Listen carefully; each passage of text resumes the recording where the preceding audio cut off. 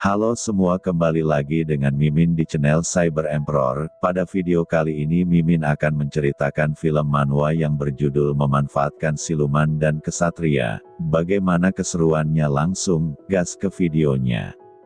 Awal chapter dibuka oleh seorang wanita bernama Qian He. Dia sedang melarikan diri dari sektenya. Setelah berhasil, Qian He menemui kakaknya, dan kakaknya berkata untuk memasuki portal yang dia tinggalkan, sekaligus akan tinggal di rumahnya dengan seorang pria bernama San Qiu. Beralih scene, seorang wanita sedang menggoda pria gendut, tapi sayang pria gendut itu langsung mati di tangan siluman jahat. Kita diperkenalkan namanya Xiaoran, siluman rubah, di saat mereka sedang menikmati makanannya.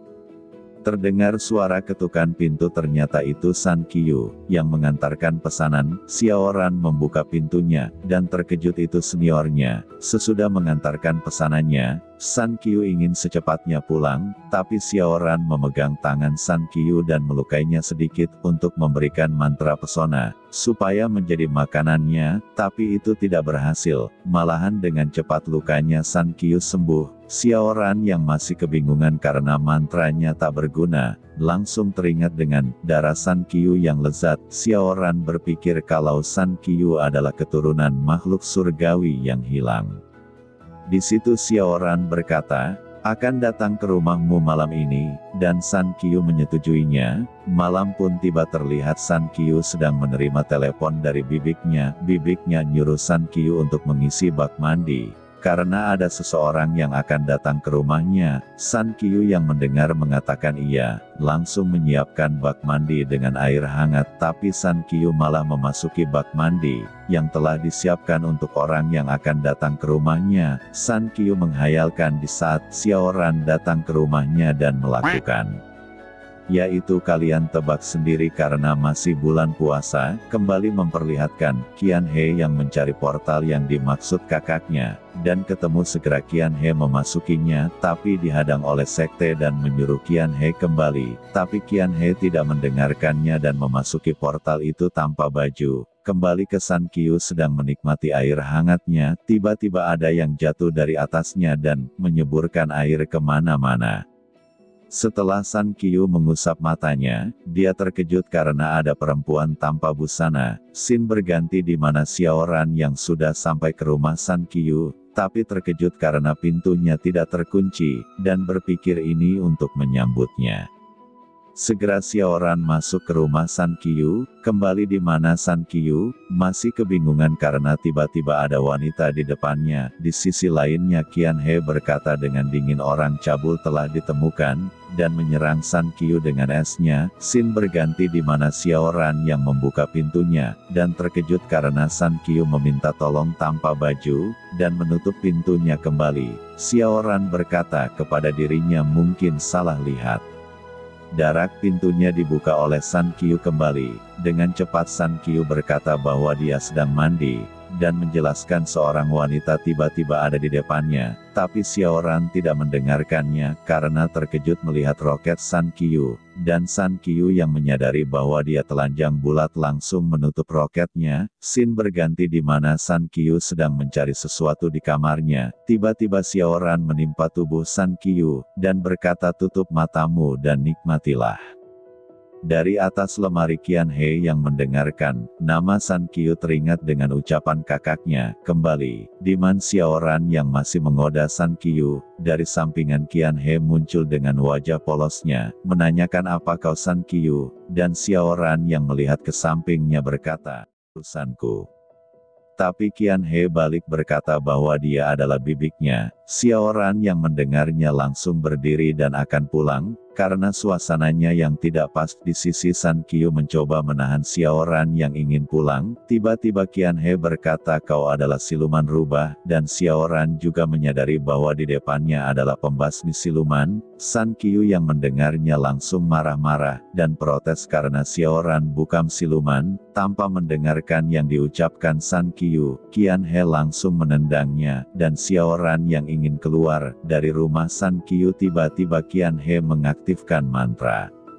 Seketika Xiaoran berubah menjadi setengah rubah. San Qiu yang melihatnya ingin berkata sesuatu, tapi langsung dijelaskan kalau ini properti untuk San Qiu. Karena San Qiu imannya lemah, dia percaya kepada Xiaoran, sekaligus terharu, tapi tentakel air belum melepaskannya. Xiaoran berkata kepada San Qiu untuk melepaskannya, dan San Qiu yang mendengarnya, langsung melepaskan ikatan tentakel air. Setelah lepas, Xiaoran langsung menyandra San Qiu dan berkata kalau tidak mengikuti perkataannya San Qiu akan mati. Deras serangan pisau hampir mengenai Xiaoran. Qian He berkata dengan dingin, kau ingin membunuhnya silahkan saja, baginya San Qiu cuma pembantu rumah. Dan Qian He menghempaskan mereka berdua dari rumah San Qiu. Xiaoran yang terjatuh dari lantai 2 terlihat kakinya terluka cukup parah. Saat Qian He sudah turun, Xiaoran langsung menggunakan alat spiritual dan berhasil mengikat Qian He. Tanpa lama Xiaoran langsung mengajak San Qiu ikut bersamanya kabur.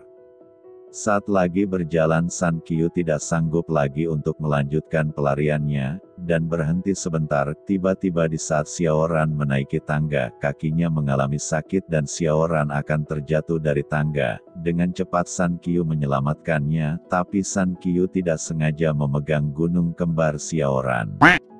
Tahan iman kalian semua, lanjut, dan Xiaoran yang melihat gunungnya dipegang langsung berteriak. San Qiu berkata kepada Xiaoran untuk tidak melepaskannya, dan untuk kedua kalinya, San Qiu mendapatkan gunung kembar di wajahnya.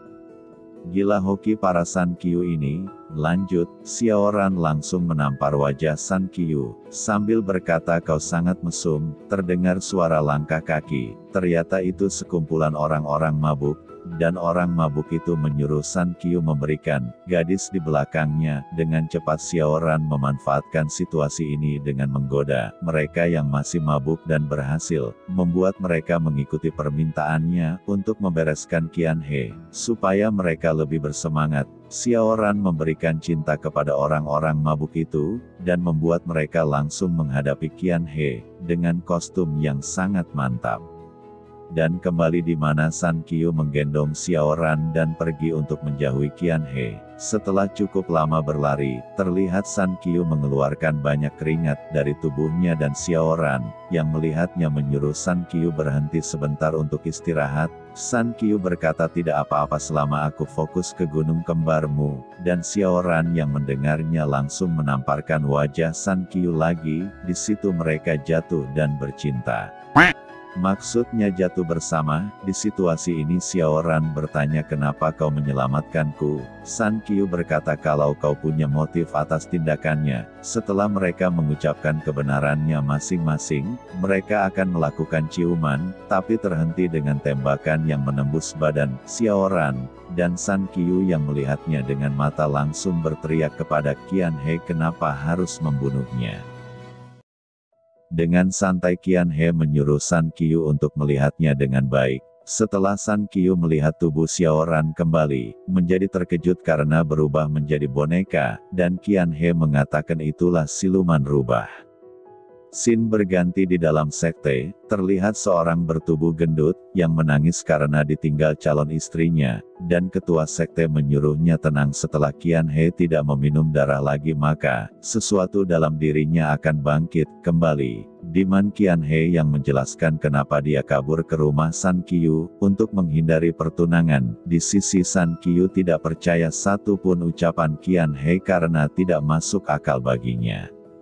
Tiba-tiba Qian He merasa lapar, dan seketika memakan boneka Xiaoran. San Qiu yang melihatnya langsung mengambilnya dan bertanya apa kau monster. Qian He juga berkata ini semua salahmu, dan Qian He mendekatkan dirinya ke San Qiu, dan berkata semua ras surgawi membutuhkan darah, jika aku tidak mendapatkannya aku akan mati kelaparan. San Qiu yang mendengarnya merasa dirinya ditipu. Setelah pembicaraan selesai, San Qiu berkata kepada Qian He, aku akan memasak untukmu, tapi Qian He yang notabene-nya suka bertarung, langsung membuat boneka Xiaoran menjadi besar, dan menimpa San Qiu, sampai tak bisa bergerak. San Qiu yang diperlakukan seperti ini sangat kesal ke Qian He. Dengan cepat Qian He menjelaskan ini untuk membuatmu menjadi kuat. Terdengar ketukan pintu, dan tukang paket yang melihat mereka berdua akan melakukan sesuatu, langsung meninggalkan tempat San Qiu dengan cepat karena tidak mau mengganggu. Yang gas sampai di sini dulu manhwa kali ini, bagi yang suka akan Mimin lanjutan.